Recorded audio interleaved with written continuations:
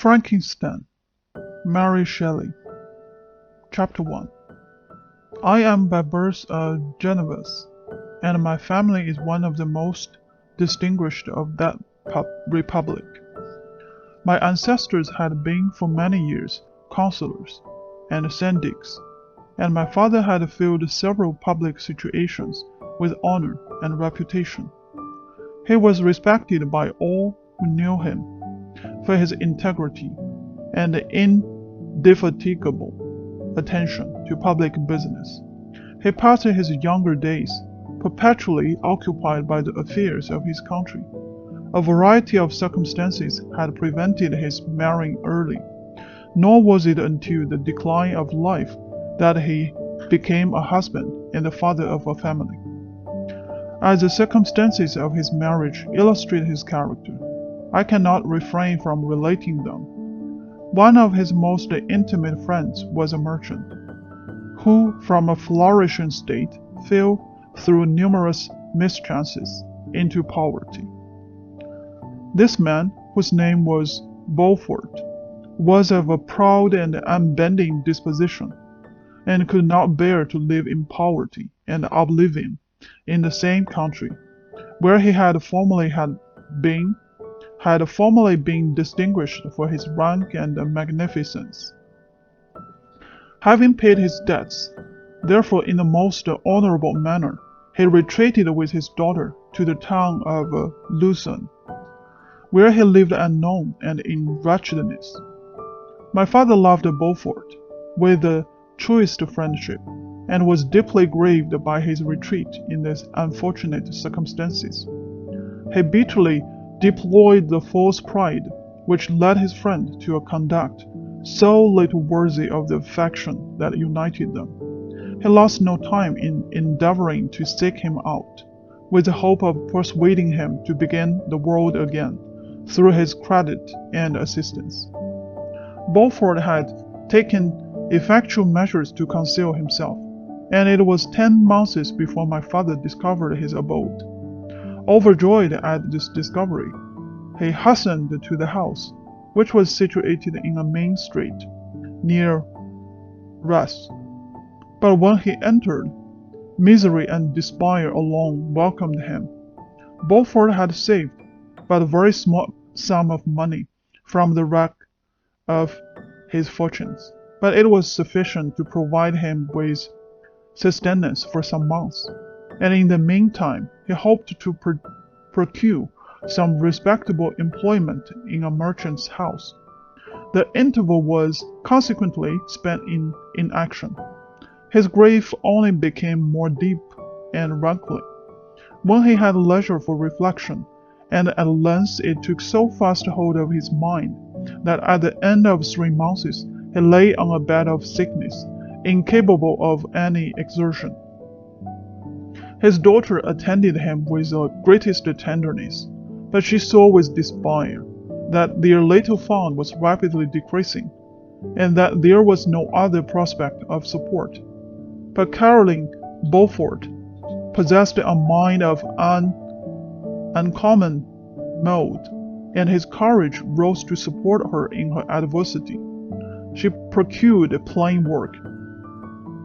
She plaited straw, and by various means contrived to earn a pittance scarcely sufficient to support life. Several months passed in this manner.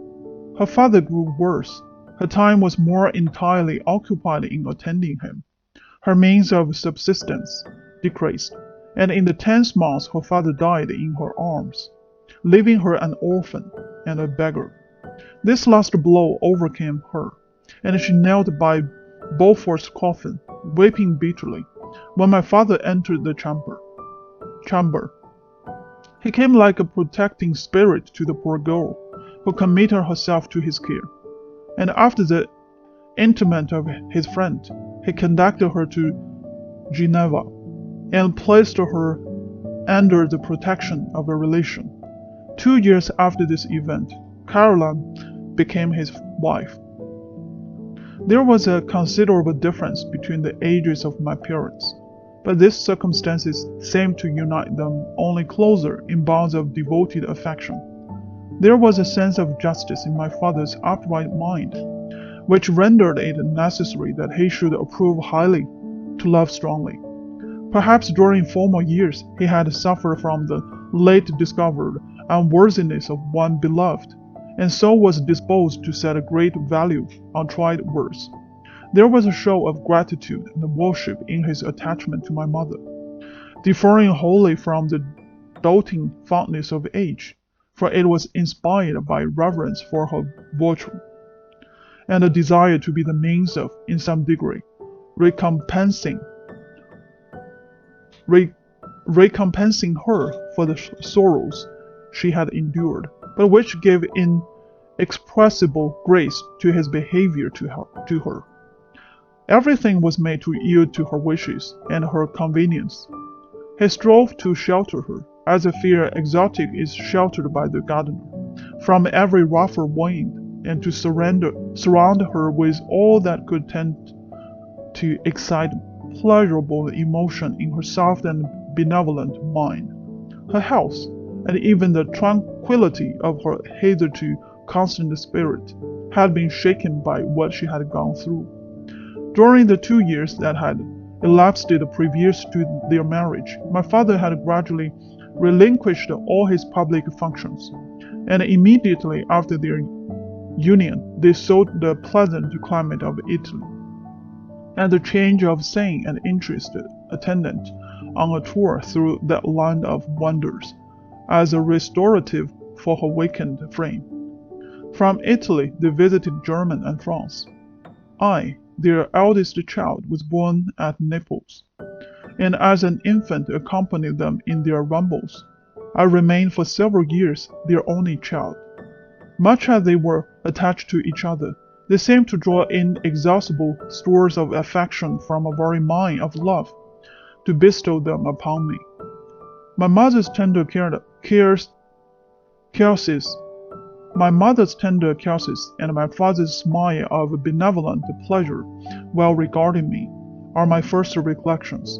I was their playing and their idol, and something better, their child, the innocent and helpless creature bestowed on them by heaven, whom to bring up to good, and whose future lot it was in their hands to direct to happiness or misery, according as they fulfilled their duties towards me.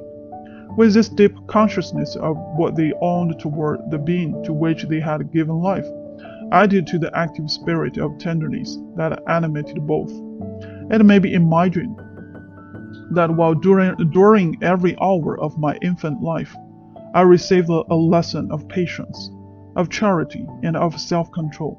I was so guided by a second chord that all seemed but one train of enjoyment to me. For a long time I was their only care. My mother had much desire to have a daughter, but I continued their single offspring. When I was about 5 years old, while making an excursion beyond the frontiers of Italy, they passed a week on the shore of the Lake of Como. Their benevolent disposition often made them enter the cottages of the poor. This to my mother was more than a duty. It was a necessity, a passion, remembering what she had suffered and how she had been relieved, for her to act in her turn the guardian angel to the afflicted. During one of their walks, a poor cot in the foldings of a bough attracted their notice as being singularly disconsolate, while the number of half-closed children gathered about it spoke of penury in its worst shape. One day, when my father had gone by himself to Milan, my mother, accompanied by me, visited this abode. She found a peasant and his wife, hard-working, bent down by care and labor, distributing a scanty meal to 5 hungry babes. Among these there was one which attracted my mother far above all the rest. She appeared of a different stock. The 4 others were dark-eyed, hearty little vagrant. This child was thin and very fair. Her hair was the brightest living gold, and despite the poverty of her clothes, seemed to set a crown of distinction on her head. Her brow was clear and ample, her blue eye cloudless, and her lips and the molding of her face so expressive of sensibility and sweetness. that none could behold her without looking on her as of a distinct species, a being heaven sent, and bearing a celestial stamp in all her features. The peasant woman, perceiving that my mother fixed eyes of wonder and admiration on this lovely girl, eagerly communicated her story. She was not her child, but the daughter of a Milanese nobleman. Her mother was a German, and had died on giving her birth. The infant had been placed with these good people to nurse. They were better off then. They had not been long married, and their eldest child was but just born. The father of their charge was one of those Italians nursed in the memory of the antique glory of Italy, one among the Schiavangano Framenti, who exerted himself to obtain the liberty of this country. He became the victim of its weakness. Whether he had died or still lingered in the dungeons of Austria was not known. His poverty was confiscated. His child became an orphan and a beggar. She continued with her foster parents and bloomed in their rude abode, fairer than a garden rose among dark-leaved brambles. When my father returned from Milan, he found playing with me in the hall of our villa, a child fairer than pictured cherub, a creature who seemed to shed radiance from her looks, and whose form and motions were lighter than the chamois of the hills. The apparitions were soon explained. With his permission, my mother prevailed on her rustic guardians to yield their charge to her. They were fond of the sweet orphan. Her presence had seemed a blessing to them, but it would be unfair to her to keep her in poverty and want. When Providence afforded her such powerful protection, they consulted their village priest, and the result was that Elizabeth Lavenza became the inmate of my parents' house, my more than sister, the beautiful and adored companion of all my occupations and my pleasures. Everyone loved Elizabeth. The passionate and almost reverential attachment with which all regarded her became, while I shared it, my pride and my delight. On the evening previous to her being brought to my home, my mother had said playfully, "I have a pretty present for my Victor. Tomorrow he shall have it." And when on the morrow she presented Elizabeth to me as her promised gift, I, with childish seriousness, interpreted her words literally, and looked upon Elizabeth as mine to protect, love, and cherish. All praises bestowed on her I received as made to a possession of my own. We called each other familiarly by the name of cousin. No word, no expression, could body force the kind of relation in which she stood to me. My more than sister, since till death she was to be my own.